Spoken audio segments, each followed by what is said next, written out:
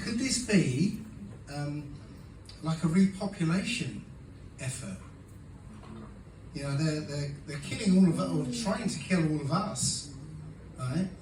Perhaps they're trying to repopulate with them, okay? Their bloodline, which they've created, literally, because remember, the Nazi scientists, you know, they obviously didn't stop when the war ended, working away, you know, behind the Iron Curtain. And remember, everything that we see out in the mainstream is scripted.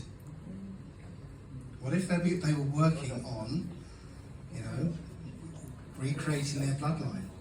And now they're seeding their bloodline throughout the world.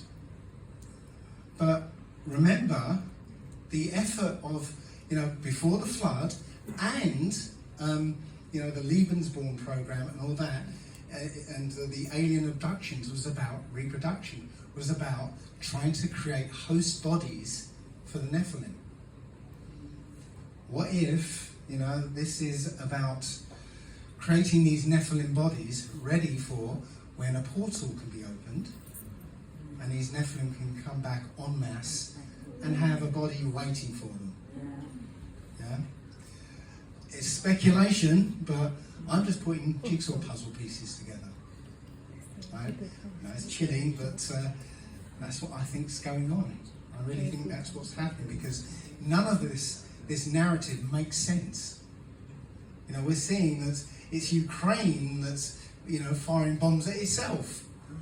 It's to make us believe that's what's going on. So under cover of this fake war, they can move all these people all over the place.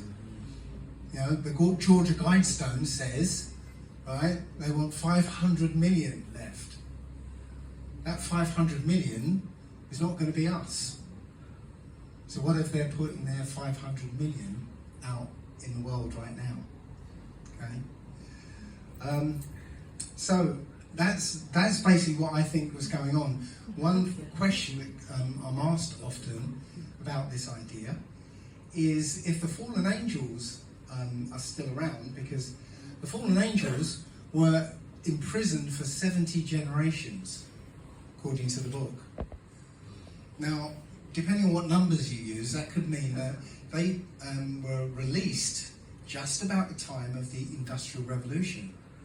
Now, bearing in mind that the fallen angels taught man technology.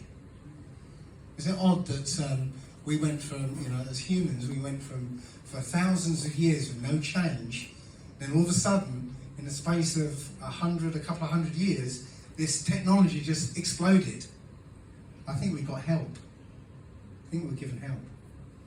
So, if they're free now, who would they be today?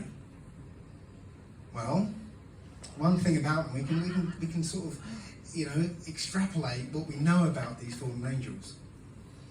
They crave worship. They needed to be worshipped as gods. Yeah. So, in the world right now, they would be known by everybody, and there would be people worshipping them. Right? They would be immortal, so they would have to have some kind of strategy to hide that immortality. I don't know if you watched the film Highlander. Anyone see that film? Yeah. There could be only one. Yeah. There can only be only one. But the thing is, Connor McLeod, he had a strategy for hiding the fact that he was immortal. He would, you know, live a life, pretend to die, then come back as his son or something else, and then take up his fortune or whatever and carry on. Do you think, can you imagine there's a group of people who are doing the same thing? Anyone have a guess? The elite. The Creed. Could be, but I think there's somebody even more